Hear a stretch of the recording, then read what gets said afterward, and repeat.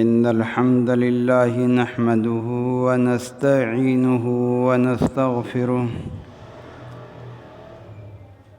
ونعوذ بالله من شرور أنفسنا ومن سيئات أعمالنا من يهده الله فلا مضل له ومن يضلله فلا هادي له وأشهد أن لا إله إلا الله وحده لا شريك له وأشهد أن محمدًا عبده ورسوله أما بعد فإن خير الحديث كتاب الله وخير الهدي هدي محمد صلى الله تعالى عليه وسلم وشر الأمور محدثاتها وكل محدثة بدعة وكل بدعة ضلالة وكل ضلالة في النار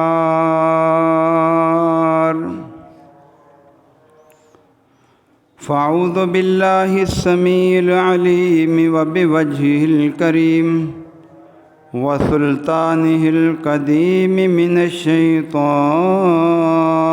الرجيم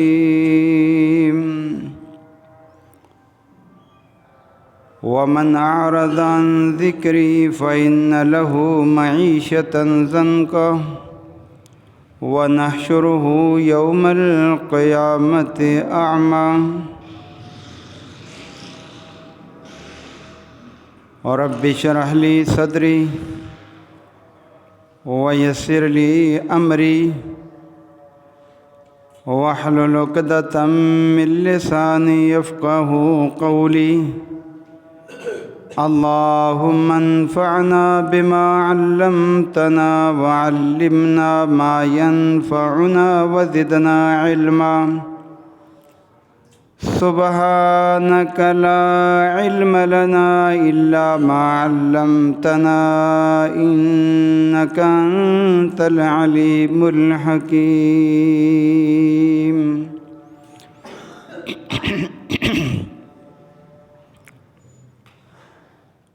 تمام تکبیرات، تحمیدات، تمجیدات، تمام قولی فعلی اور مالی عبادات، تمام تعریفات اللہ رب العالمین کے لیے جو پوری کائنات کا اکیلا ہی سچا معبود ہے، اور درود و سلام سید الانبیاء، امام الانبیاء، خطیب الانبیاء، امام الہدیٰ، حبیب اللہ احمد مجتبیٰ جناب محمد الرسول اللہ صلی اللہ علیہ وآلہ وسلم کی ذات گرامی پر حمد و ثنا کے بعد ملک پاکستان کے حالات آپ کے سامنے ہیں۔ اس وقت ڈالر دن بدن اوپر جا رہا ہے اور پاکستان میں مہنگائی کی شرح دن بدن بڑھتی جا رہی ہے۔ ہر آدمی کو یہ فکر لگی ہوئی ہے کہ آگے کیا ہوگا، اور ہمارے کچھ دانشور اس حوالے سے پروگرام بھی کرتے ہوئے نظر آتے ہیں کہ آنے والے سالوں میں اہل پاکستان کو کن کن مشکلات سے دوچار ہونا پڑے گا۔ ہر انسان کو یہ فکر لگی ہوئی ہے کہ آگے ہمارے حالات پتہ نہیں کیسے ہوں گے۔ ہمیں اپنے معاش کی فکر بہت زیادہ ہے، اور جو اصل جس کی فکر ہونی چاہیے آج اس کی ہمیں کوئی فکر نہیں ہے۔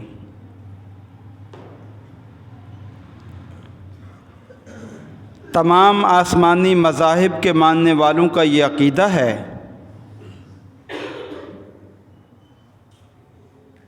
کہ رزق دینے والی ذات اللہ کی ہے، اور وہ ذات رزق دینے میں کسی کی محتاج نہیں ہے۔ اللہ کو رزق دینے کے لیے کوئی اسباب کی ضرورت نہیں پڑتی، وہ اسباب خود ہی پیدا کر لیتا ہے۔ ہمارا یہ عقیدہ اور ایمان بہت کمزور ہے اس حوالے سے۔ ہم نے رزق کے لیے غیروں کو اپنے لیے بہت ہی زیادہ اہم سمجھ رکھا ہے، یہی وجہ ہے ہم پریشان ہو جاتے ہیں۔ اللہ کے پیارے نبی علیہ الصلاۃ والسلام کے دور کے اندر آپ تاریخ اٹھا کر دیکھیں، سیرت کی کتابیں پڑھیں، تو جس طرح آج امریکہ اپنے آپ کو ایک پاور سمجھتا ہے، اس طرح کی دو طاقتیں موجود تھیں، دو۔ ایک اہل کتاب کی طاقت تھی، عیسائیوں کی، جن کے بادشاہوں کو قیصر کہا جاتا تھا، اور روم بھی اسی علاقے کو کہا جاتا تھا جس کا قرآن مجید میں ذکر بھی موجود ہے، غلبت الروم، سورہ روم ہے پوری ایک، کہ ایک مرتبہ کسریٰ اور قیصر کی جنگ ہوئی۔ اس دوران اہل کتاب یعنی رومی مغلوب ہو گئے۔ جب رومی مغلوب ہوئے تو مشرکین مکہ خوش ہوئے۔ کس بات پر؟ کہ دوسری بڑی طاقت کسریٰ تھی، جو مجوسی تھے، جو آگ کی پوجا کرنے والے تھے، آتش پرست تھے۔ اب مشرکین مکہ کا رجحان یہ آتش پرستوں کی طرف تھا، کیونکہ وہ بھی اللہ کے علاوہ آگ کی پوجا کرتے تھے، یہ بھی اللہ کے علاوہ بتوں کی پوجا کرتے تھے۔ یہ مذہبی ہم آہنگی تھی۔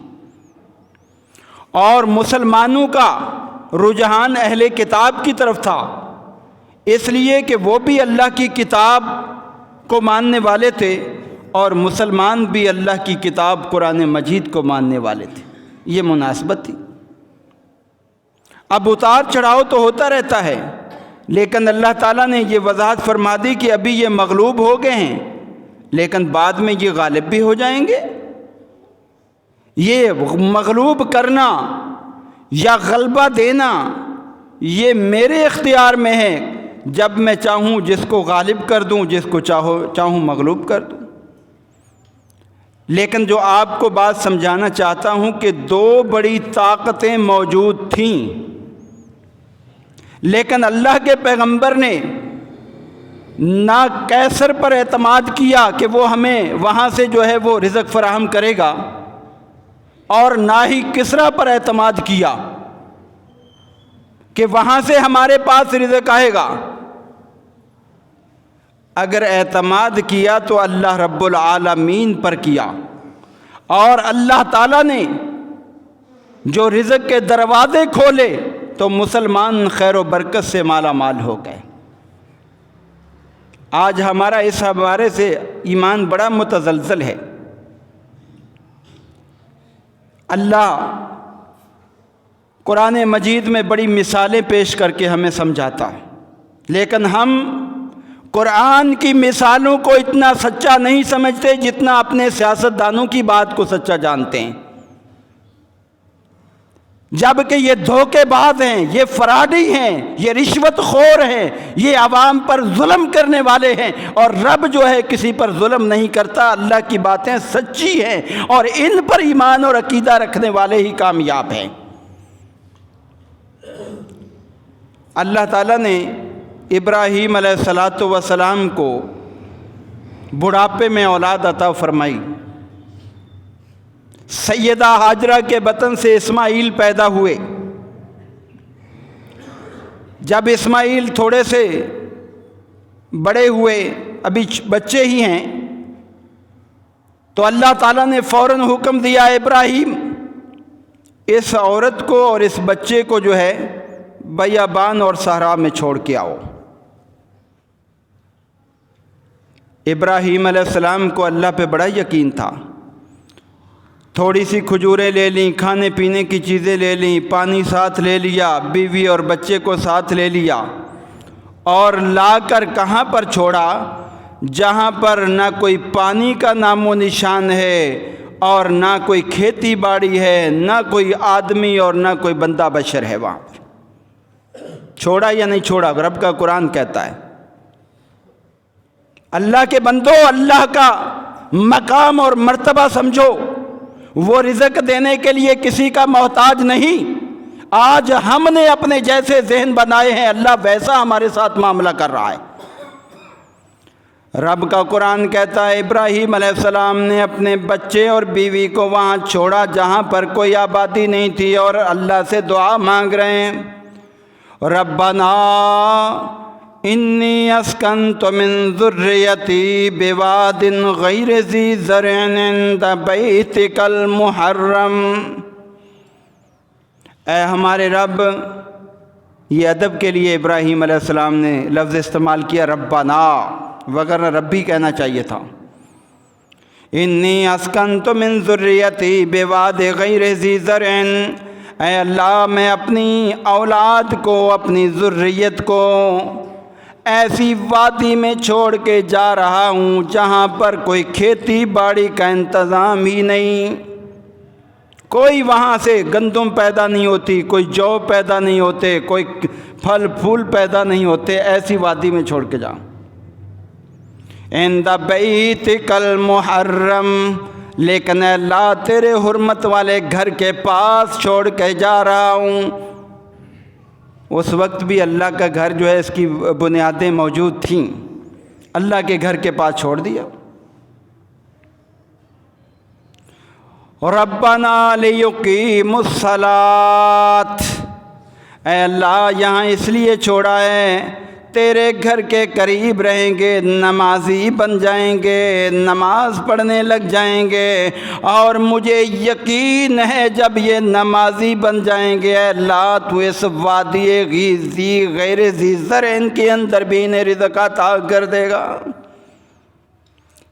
جب یہ نمازی بن جائیں گے نا، اے اللہ مجھے یقین ہے کہ ان کو رزق یہاں بھی مل جائے گا۔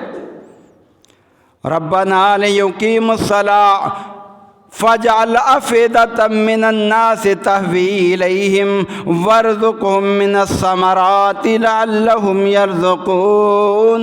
اے اللہ میری دعا یہ ہے کہ یہاں اس جگہ پر لوگوں کا دل مائل کر دینا، لوگوں کے دل میں اس جگہ کی محبت ڈال دینا، پوری دنیا سے لوگ آئیں تو یہاں آ کر حج ادا کریں، عمرہ کریں، یہاں طواف کریں، یہاں صفا مروہ کی سعی کریں۔ اے اللہ اس جگہ کو بابرکت اور سب کا محبوب بنا دینا۔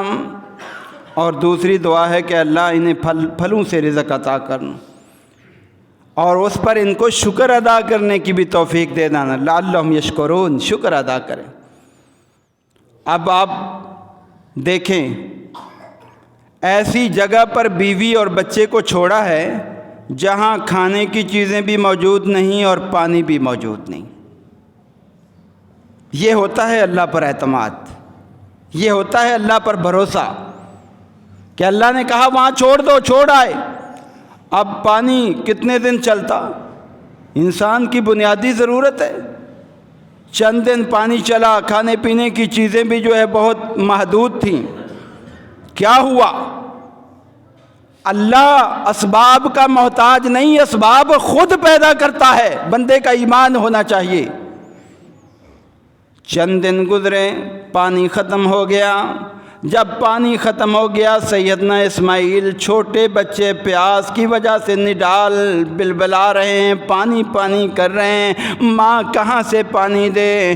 اب پانی کی تلاش میں ماں نکل پڑی، سیدہ ہاجرہ نکل پڑیں، کہاں سے پانی لاؤں؟ دو پہاڑیاں موجود ہیں، ایک صفا پہاڑی ہے، دوسری مروہ پہاڑی ہے۔ صفا کے اوپر سب سے پہلے جاتی ہے، کوئی بندہ نظر آئے میں اس کو آواز دوں وہ پانی دے دے، لیکن کوئی بندہ نظر نہیں آیا۔ وہاں سے اتری اس امید میں شاید مروہ پہاڑی پر جاتی ہوں، وہاں کوئی آگے بندہ نظر آ جائے، میں پانی اس سے طلب کر لوں۔ اب صفا مروہ پہ 7 چکر لگائے اس عورت نے صرف بچے کے لیے کہ اسے پانی مل جائے، پانی مل جائے اس کو۔ اب جب 7واں چکر مروہ پہ پہنچتا ہے، اسی دوران اللہ نے ابراہیم علیہ السلام کی ذریت کی لاج رکھی، یہ بندہ میرا بن گیا ہے، میں اس کی اولادوں کو بھوکا نہیں ماروں گا، میں ان کو پیاسا نہیں ماروں گا۔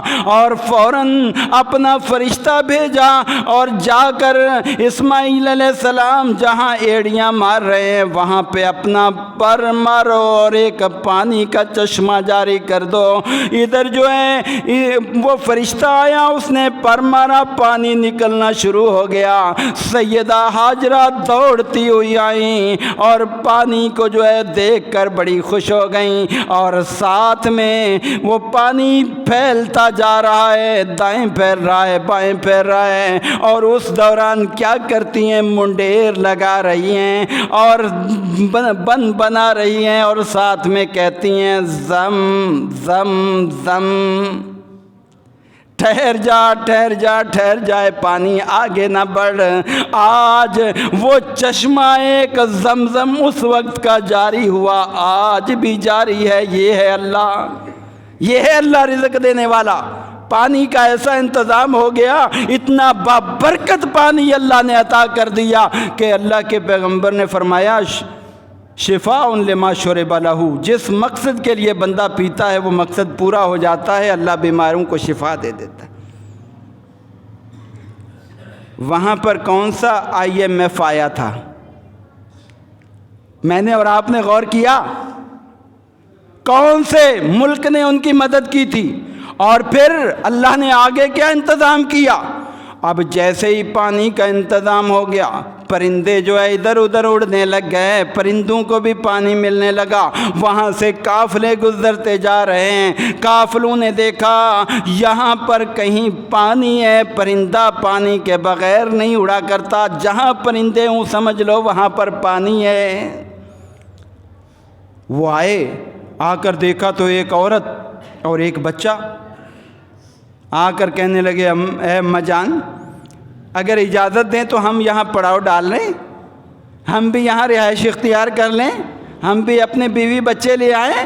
پہلے بھی ہم یہاں سے گزرتے تھے لیکن کوئی پانی نہیں تھا، کوئی پینے کی چیزیں نہیں تھیں، ہم یہاں نہیں ٹھہرے، اب یہ پانی ہے تو ہمیں اجازت دیں گی؟ انہوں نے کہا ٹھیک ہے اجازت ہے۔ جرہم قبیلہ جو ہے وہ لوگ آ کر وہاں آباد ہو گئے، لیکن انہوں نے شرط رکھی یہ پانی جو ہے اس پر تمہاری اجارہ داری نہیں ہوگی، یہ اللہ نے ہمیں عطا کیا ہے اور قیامت تک یہ خیر و برکت والا ہوگا۔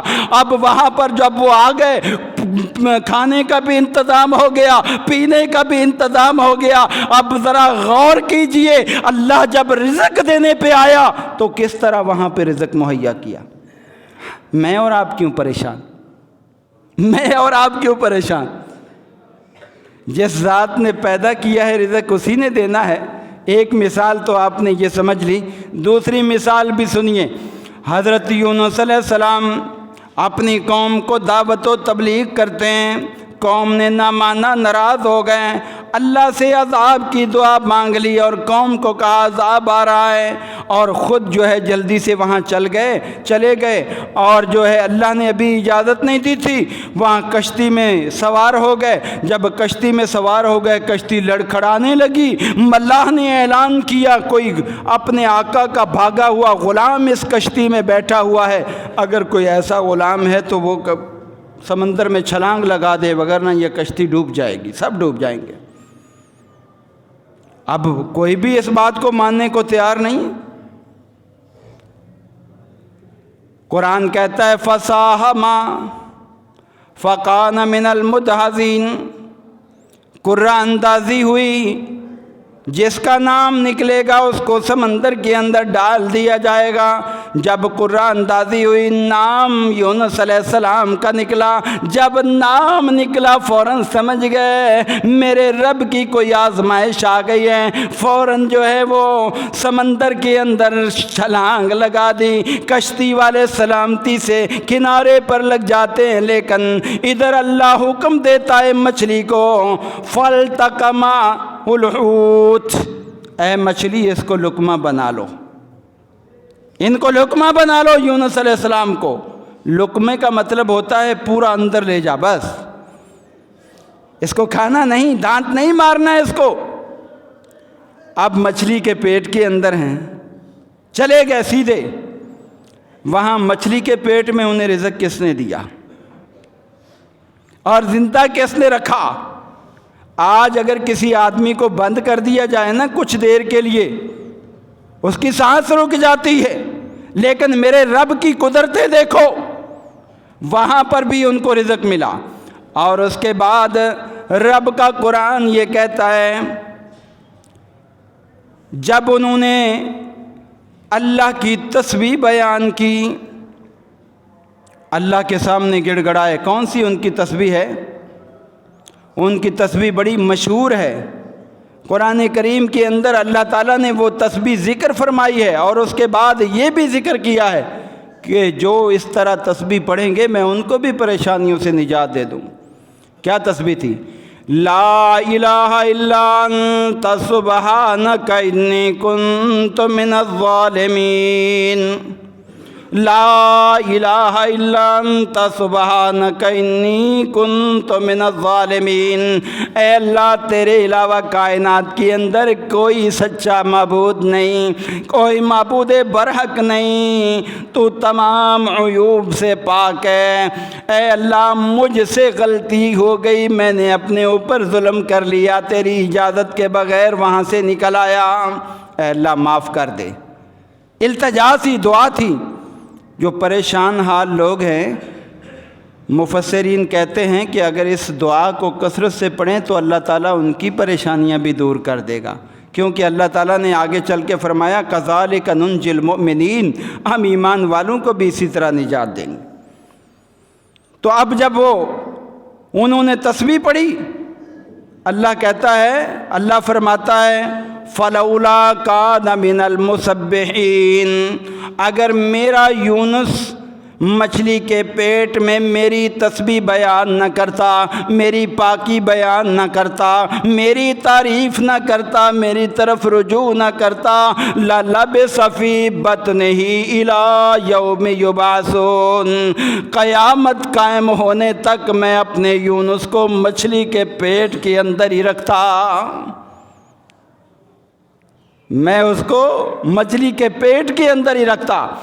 اب کیا ہوا؟ جب انہوں نے تسبیح بیان کی، ہم نے مچھلی کو حکم دیا، اے مچھلی اب تیری ذمہ داری ختم ہو گئی، جو ہم نے تجھے ذمہ داری دی تھی پیٹ میں تو نے رکھا، میرے بندے نے ان اندھیروں کے اندر بھی مجھے پکارا، اب میں اس کو باہر نکالنا چاہتا ہوں، جا اب کنارے پر جا اور اس کو باہر جو ہے وہ نکال کر کنارے پہ چھوڑنا۔ اب جب کسی پیٹ کے اندر بچہ آدمی رہ کر نکلے تو کیسے ہوتا ہے؟ بالکل پلپلا سا جسم اور بالکل جو ہے کمزور۔ یونس علیہ السلام کو باہر ڈال دیا، اب کیا ہوا؟ مکھیاں آ رہی ہیں، تو اللہ فرماتے ہیں فَأَنبَتْنَا عَلَيْهِ شَجَرَةً مِّن يَقْطِينٍ، ہم نے ان کے اوپر کدو کی بیل اگا دی۔ کدو کی بیل، یہ ہے اللہ مسبب الاسباب، اب جو بچہ جو ہے جس پہ اوپر رطوبت لگی ہوئی ہو، کتنی مکھیاں جمع ہو جاتی ہیں، کتنی مکھیاں ہی اس کو کھا جاتی ہیں. لیکن اللہ فرماتا ہے نہیں، میرے معاملات ایسے ہیں کہ میں اس طرح انتظام کرتا ہوں کہ میری دوسری مخلوق نقصان نہیں پہنچا سکتی. اب ان کے اوپر جب بیل اگا دی، مکھیاں بھاگ گئیں، اس بیل پہ مکھیاں نہیں آتی. اور پھر کھانے پینے کا کیا انتظام؟ پھر اللہ تعالیٰ نے ہرن کو بھیجا، جاؤ میرا یونس فلاں جگہ پر جو ہے نا وہ بیچارہ پڑا ہوا ہے، اس کو جا کے دودھ پلاؤ. ان کا بکری کا دودھ پیا، طاقت آئی، توانا ہوئے، پھر دوبارہ جو ہے اپنی قوم کے پاس چلے گئے. اب یہاں پر میں اور آپ ذرا سوچیں، غور کریں. آج ہمارا سارا اعتماد کہاں پر ہوتا ہے؟ غیروں پر. اور رب نے ان کے لیے کس طرح انتظام کیا کہ باہر ڈالنے کے بعد ہرن کو بھیجا، جاؤ جا کے ان کو کھلا کے آؤ، دودھ پلا کے آؤ، ان کی خدمت کرو. ہرنی آ کے جو ہے ان کو دودھ پلا رہی ہے. یہ کون ہے؟ یہ آسمان والا رزق کا انتظام کر رہا ہے. اللہ نے سچ فرمایا، وَمَا مِن دَابَّةٍ فِي الْأَرْضِ إِلَّا عَلَى اللَّهِ رِزْقُهَا. 12واں پارہ پہلی آیت. اللہ فرماتے ہیں زمین میں جتنے بھی رہنے والے ہیں، اے لوگوں پریشان ہونے کی ضرورت نہیں. جو آپ کو مایوس کرتے ہیں وہ جو ہے خود جو ہے سیدھی راہ پر نہیں. مایوسیاں نہ پھیلایا کرو. رب بڑا رزاق ہے، دینے پہ آئے تو ایسی جگہ سے رزق دیتا ہے جہاں سے بندے کو وہم و گمان ہی نہیں ہوتا. اس لیے رب سے کبھی مایوس نہ ہوا کرو. اور پھر جو ہے اللہ تعالیٰ نے کیا فرمایا، وَمَا مِن دَابَّةٍ فِي الْأَرْضِ إِلَّا عَلَى اللَّهِ رِزْقُهَا. زمین پر جتنے بھی جاندار ہیں سب کا رزق اللہ نے اپنے ذمہ لے رکھا. سب کا رزق اللہ دینے والا ہے، اللہ کھلاتا ہے، اللہ پلاتا ہے. ابراہیم خلیل اللہ نے یہی اعلان کیا تھا کہ الذی ہوا یطعمنی ویسقین. میرا رب وہ ہے جو مجھے کھلاتا بھی ہے، جو مجھے پلاتا بھی ہے. یہ رزق جو ہمارے پاس آتا ہے ظاہری طور پہ ہمارے ماں باپ یا عزیز و اقارب کما کر لاتے ہیں، لیکن دیتا تو حقیقت میں اللہ ہے. یہ تو ذرائع ہیں، یہ تو اسباب ہیں، اور اللہ ان کے بغیر بھی رزق دے سکتا ہے. جو بچے مر جاتے ہیں کیا وہ ان کو رزق نہیں ملتا؟ جن کے والدین مر جاتے ہیں وہ بھی پل جاتے ہیں. تو یہ اللہ تعالیٰ رزق دینے والا ہے. اس لیے اس بات کو سمجھو، غیروں پہ اعتماد نہ کرو کہ وہ رزق دینے والے. بڑی آیات اس کے بارے میں ہیں. اور اسی طرح اللہ فرماتے ہیں سورہ الذاریات میں، وَفِي السَّمَاءِ رِزْقُكُمْ وَمَا تُوعَدُونَ. اے لوگو آسمانوں سے تمہارا رزق آتا ہے، اور جو تم وعدے دیے جاتے ہو سب آسمانوں سے آتے ہیں. یہ سورہ الحجر میں اللہ فرماتے ہیں وَجَعَلْنَا لَكُمْ فِيهَا مَعِيشًا. ہم نے تمہارے لیے زمین کے اندر جو ہے یہ معاش کے ذرائع پیدا کیے، یہ زندگی گزارنے کے ذرائع پیدا کیے. وَمَلَّسْتُمْ لَهُ بِرَازِقِينَ. تم جو ہے یہ رزق کے ذرائع نہیں بنا سکتے تھے، ہم نے بنائے ہیں. یہ ہماری کاریگری ہے. اس لیے سب سے پہلے جو ہے تمہاری ذمہ داری یہ ہے کہ اللہ کی طرف رجوع کرو، غیروں کی طرف رجوع کرنے کی ضرورت نہیں. اور معاشی تنگی آتی کیوں ہے؟ وجہ کیا ہے؟ جب اللہ رزق دینے والا ہے، کیا اس کے خزانے میں کوئی کمی ہے جو وہ ہمیں پریشان کرنا چاہتا ہے؟ اللہ کے پیغمبر علیہ الصلاۃ والسلام نے ایک مرتبہ سمجھایا، کیا لوگوں، اللہ تعالیٰ کے خزانے اتنے وسیع ہیں، اتنے وسیع ہیں، اتنے وسیع ہیں کہ اگر وہ پوری کائنات کی مخلوق جمع ہو جائے، اولکم وآخرکم وانسکم وجنکم، اور ساری مخلوق اللہ سے مانگنے لگ جائے، اللہ مجھے یہ دے، اللہ مجھے یہ دے. کوئی اولاد مانگے، کوئی جو ہے روزگار مانگے، کوئی اور چیزیں مانگے، سارے اپنے اپنے مطالبے رکھ دیں. پوری مخلوق آج کل کوئی گن سکتا ہے؟ نہیں گن سکتا. سارے مطالبے رکھیں اور اللہ ہر ایک کا مطالبہ پورا کرتا چلا جائے، تو اللہ کے خزانے میں صرف اتنی کمی بھی نہیں آتی جتنی سوئی کو سمندر میں ڈوب کر باہر نکالنے سے پانی میں کمی آتی ہے۔ یہ صحیح مسلم کی حدیث ہے کہ اللہ کے خزانے میں اتنی کمی بھی نہیں آتی کہ جتنا سمندر میں سوئی کو ڈبو کر باہر نکالنے سے کمی آتی ہے۔ اب بتاؤ سوئی کے ساتھ کتنا پانی آتا ہے؟ ایک معمولی سا پانی، معمولی سا، اتنی بھی کمی نہیں آتی۔ تو اللہ کے خزانے، اور پھر اللہ کے نبی نے آگے یہ بھی سنایا کہ دیکھو جب سے اللہ نے مخلوق پیدا کی ہے، آسمان و زمین بنائے ہیں، اللہ اس وقت سے جو ہے اپنی مخلوق پر خرچ کر رہا ہے، انہیں دے رہا ہے۔ کیا ابھی تک اس کے خزانوں میں کمی آئی ہے؟ کبھی غور کیا کرو اللہ کے بندو، اللہ کے خزانے بڑے وسیع ہیں، لیکن ہم کچھ ایسے اعمال کر لیتے ہیں جس کی وجہ سے اللہ ہمیں غربت میں مبتلا کر کے یہ بتانا چاہتا ہے جب مجھ سے تعلق توڑو گے تو تمہارا انجام یہ ہوگا، مجھ سے تعلق توڑو گے تمہارا انجام یہ ہوگا۔ اب اس طرف آپ کا کوئی سیاستدان آپ کو راغب نہیں کرے گا۔ IMF سے کتنے سالوں سے لے رہے ہم، کیا آج تک پاکستان کی کمی پوری ہو گئی؟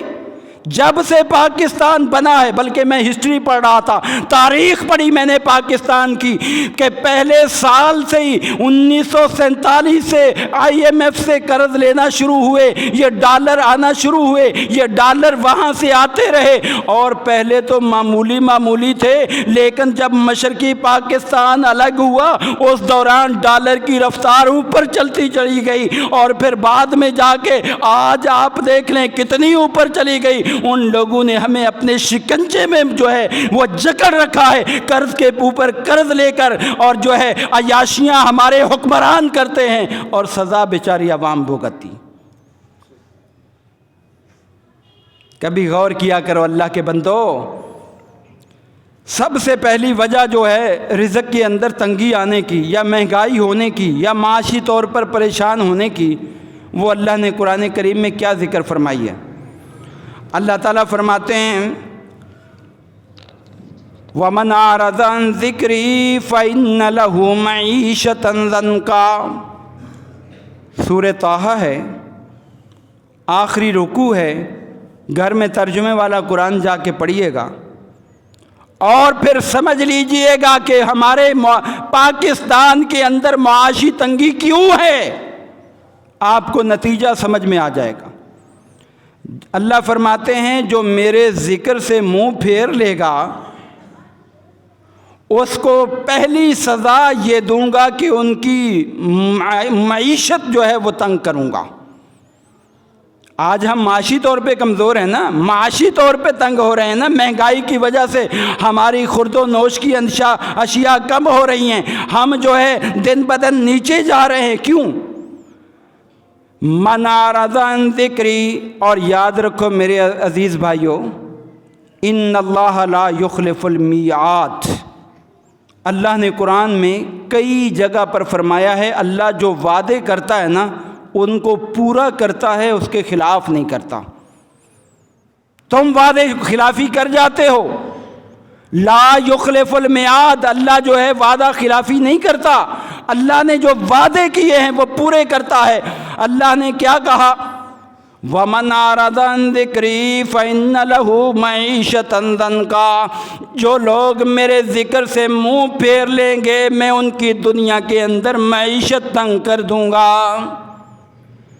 وَنَحْشُرُهُ يَوْمَ الْقِيَامَةِ أَعْمَىٰ، قیامت کے اندر ان کو اندھا بنا کر جو ہے پیش کروں گا۔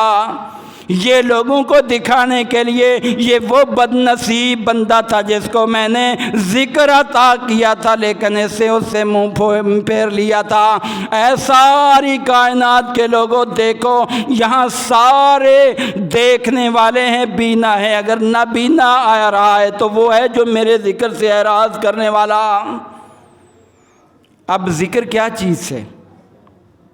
میرے اور آپ کے ذہن میں یہ سوال آتا ہے کہ ذکر کیا چیز ہے، کیونکہ اللہ فرما رہے ہیں میرے ذکر سے جس نے اعراض کیا فَإِنَّ لَهُ مَعِيشَةً ضَنْكًا، اس کی دنیا کی زندگی، دنیا کی کھانے پینے کی چیزیں یا سکون ختم ہو جائے گا۔ ذکر سے مراد تین چیزیں ہیں، تین۔ سب سے پہلے جو متبادر الی الذہن معنی ہے، جو سب سے پہلے ذہن میں آتا ہے معنی، وہ قرآن اور احادیث۔ قرآن اور احادیث یہ ذکر ہے۔ اب ہمارے پاس اللہ کا قرآن موجود ہے۔ کوئی بھائی ایسا دعویٰ کر سکتا ہے کہ میں روزانہ قرآن کا 1 سپارہ پڑھتا ہوں، یا میں قرآن کو ترجمے کے ساتھ پڑھتا ہوں؟ کاروبار کے لیے میرا بھائی صبح فجر سے پہلے بھی اٹھ جاتا ہے جب ضرورت پڑے، لیکن فجر کی نماز کے لیے اٹھتا ہے، قرآن پڑھنے کے لیے وقت نکالتا ہے۔ موبائل پہ گھنٹوں جو ہے وقت گزار دے گا، ہوٹلوں پہ بیٹھ کے گھنٹے گزار دے گا، دوستوں کی گپ شپ میں گھنٹے گزار دے گا، لیکن جب قرآن کی باری آئے گی یہ نہیں آتا۔ کیوں نہیں آتا؟ اس لیے کہ شیطان اس طرف آنے نہیں دیتا۔ جو دشمن ہے حقیقی وہ آنے نہیں دیتا۔ وہ کہا کیا بات ہے یار، مسجد میں جائیں قرآن پڑھیں یا گھر میں قرآن پڑھیں؟ نہیں، کیا ضرورت ہے؟ متبادر الی الذہن جو معنی ہے وہ ذکر کا، وہ قرآن ہے۔ اور جناح صاحب نے جب پاکستان بنایا تھا اس دوران کا ان سے پوچھا گیا اس پاکستان کا آئین کیا ہے؟ انہوں نے کہا قرآن مجید۔ انہوں نے کہا قرآن مجید۔ آج قرآن مجید جو ہے ہماری عدالتوں کے اندر بھی رکھا ہے، ہماری پارلیمان میں بھی رکھا ہے، اور جب مجرم ہوتا ہے اس کے ہاتھ میں قرآن دے کر کہتے ہیں یہ اس قرآن کو دیکھ کر قسم اٹھاؤ کہ تو سچا ہے، تو نے یہ جرم کیا ہے یا نہیں۔ اور میں کہتا ہوں یہ مجرم کے ہاتھ میں دینے کے بجائے یہ سیاستدانوں کے ہاتھ میں دیا جائے، یہ عدالت کے قاضی قضاء کے ہاتھ میں دیا جائے کہ تو فیصلہ صحیح کرتا ہے یا نہیں کرتا۔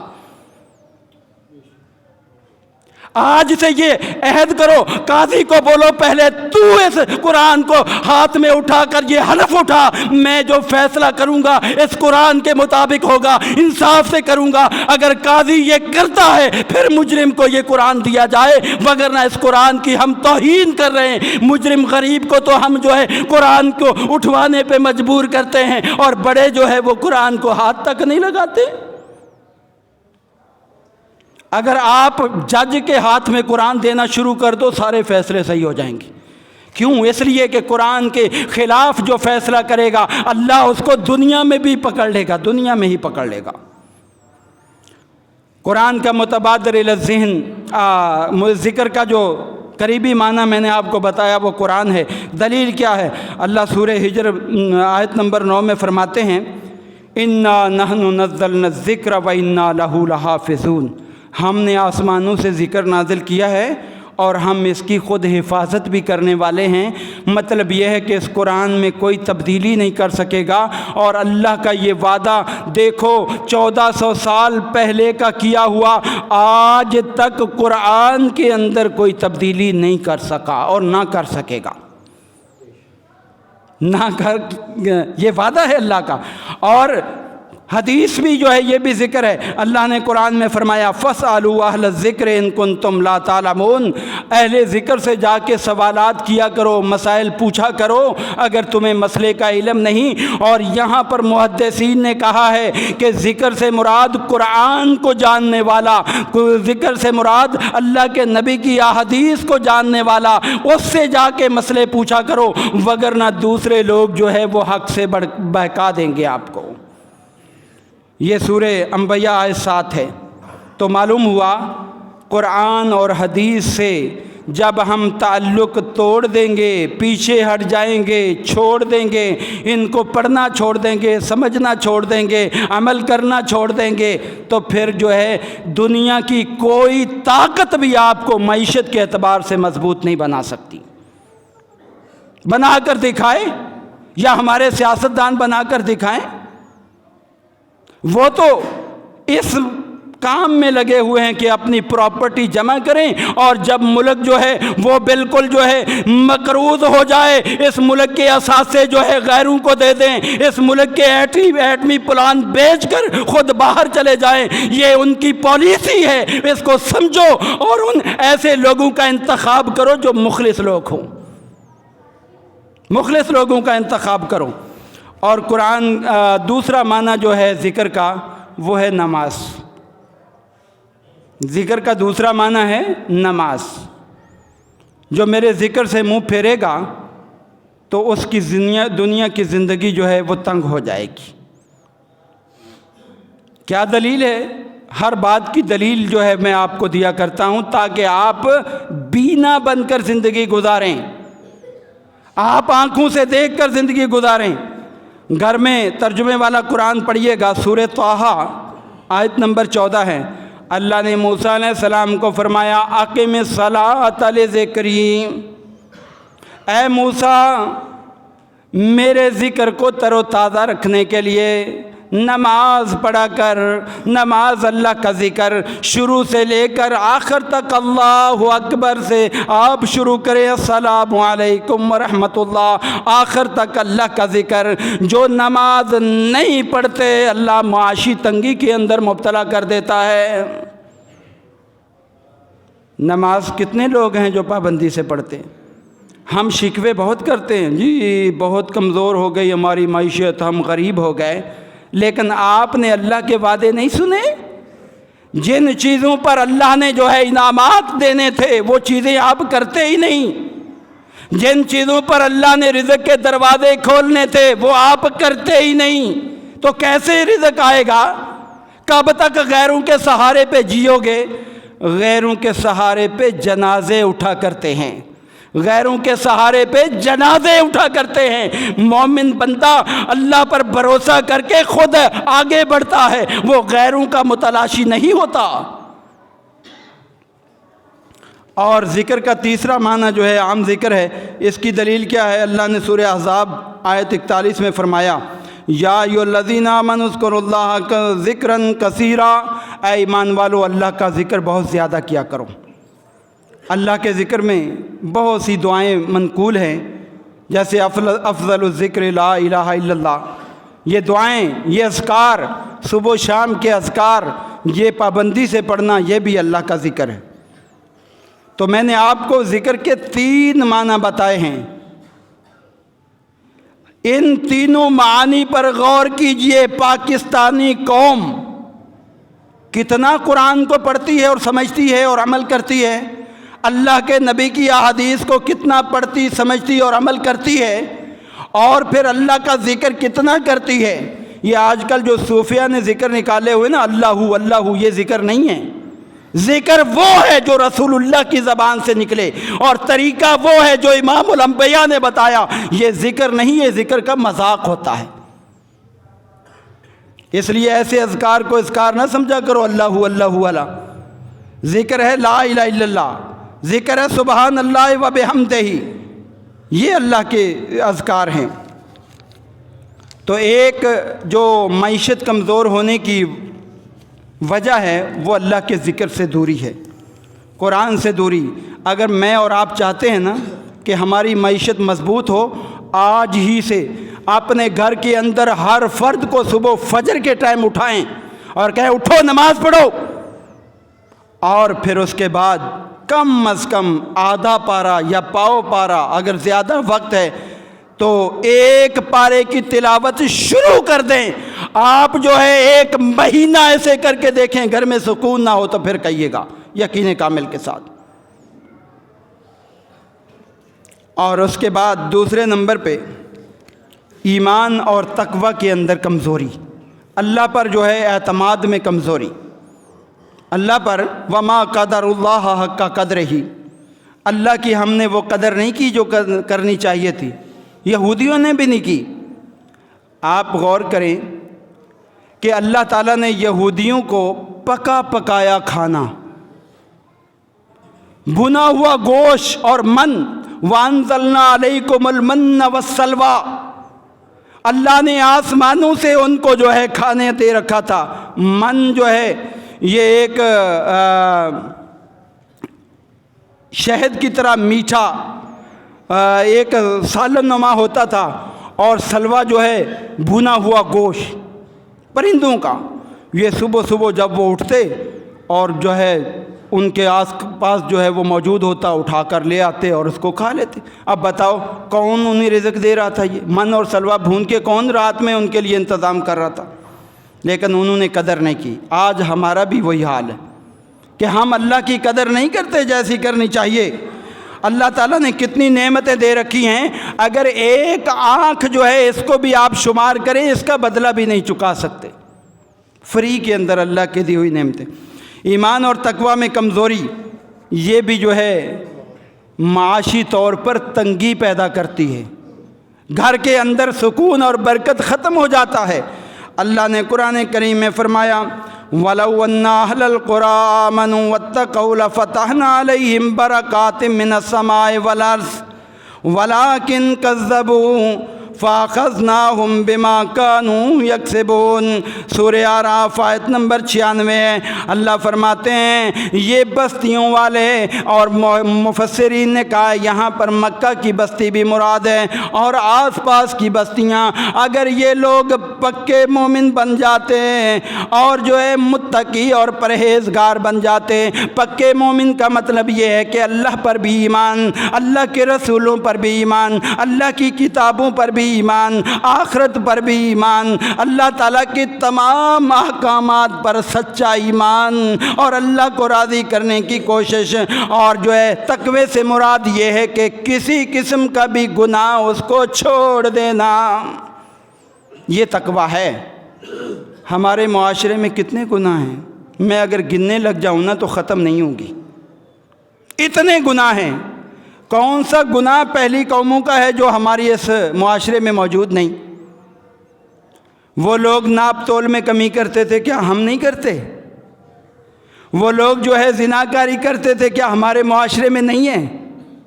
وہ لوگ جو ہے لوگوں کو جو ہے وہ ڈکیتیاں کرتے تھے، کیا ہمارے معاشرے میں نہیں ہیں؟ وہ لوگ جو ہے لوگوں کا مال ظلم سے کھاتے تھے، کیا ہمارے معاشرے میں یہ نہیں ہے؟ کتنے میں گنوا دوں؟ غور کرو اللہ کے بندو. یہ قرآن میں اللہ نے جو ان کی واقعات بیان کیے ہیں یہ کہانی سنانے کے لیے نہیں ہے، یہ ہمیں جگانے کے لیے ہے کہ انہوں نے یہ عمل کیے تھے، ان کا انجام برا ہوا، تم ایسے نہ کرنا. ہم نے کہا نہیں، ہم تو وہی کریں گے جو وہ کر رہے تھے. اللہ کے بندو توبہ کرو. کرپشن، رشوت، یہ سارا جو ہے یہ پہلی قوموں کی برائیاں ہیں. کون سا ادارہ ہمارے اس ملک کے اندر ابھی ہے جو رشوت نہیں لیتا؟ کوئی دکھاؤ تو صحیح. جب ہماری بنیادیں ہی غلط ہیں تو یہ پھر ہم اللہ کو دھوکہ دے رہے ہیں کہ اللہ نہیں دیکھ رہا ان چیزوں کو، کہ مجھے ماننے کا دعویٰ کرنے کے باوجود کام سارے الٹ کر رہے ہیں، تو پریشانی نہیں ہوگی کیا؟ اللہ کے بندو اس بارے میں سمجھو. تو وَاتَّقَوْا لَفَتَحْنَا عَلَيْهِمْ بَرَكَاتٍ مِّنَ السَّمَاءِ وَالْأَرْضِ. اگر یہ بستیوں والے پکے مومن بن جائیں، یہ جو ہے متقی پرہیزگار بن جائیں، ہم آسمان سے بھی برکت کے دروازے کھول دیں گے، ہم زمین سے بھی برکات نکال دیں گے.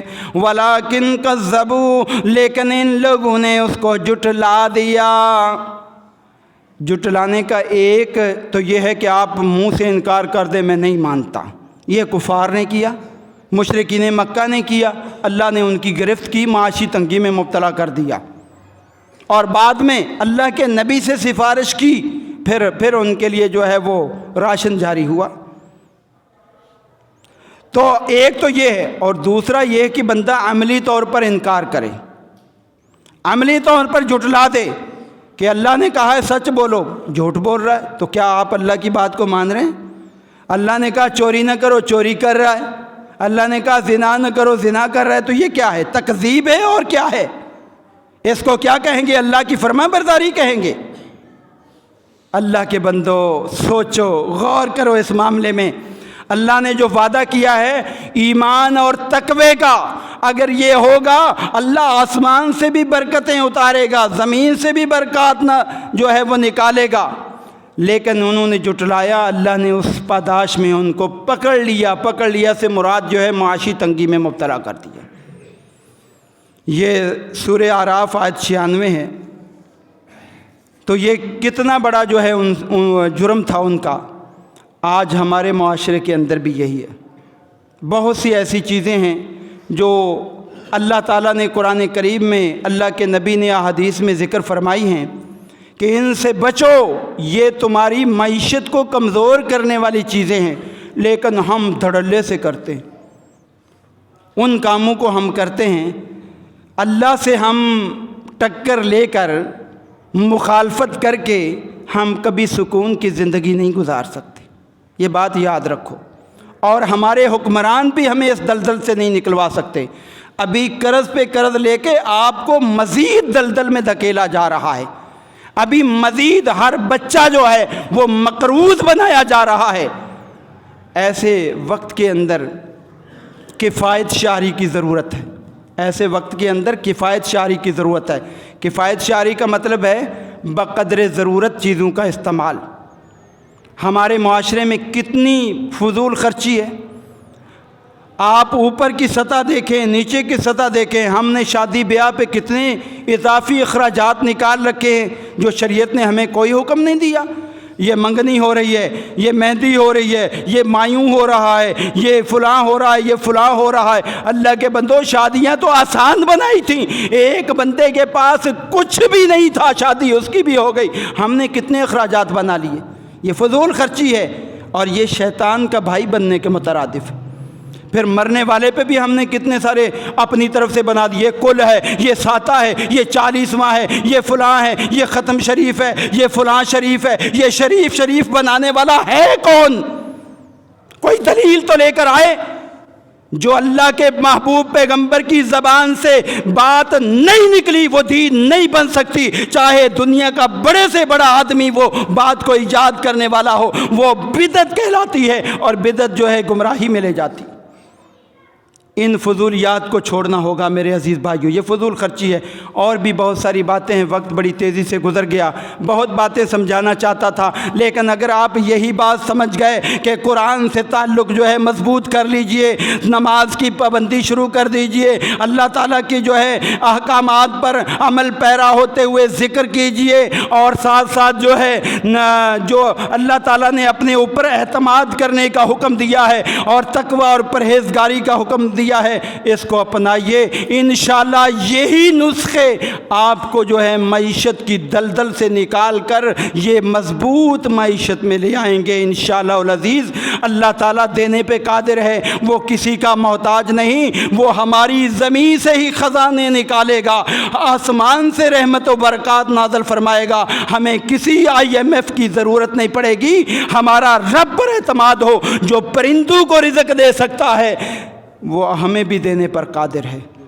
وآخر دعوانا الحمدللہ رب العالمین۔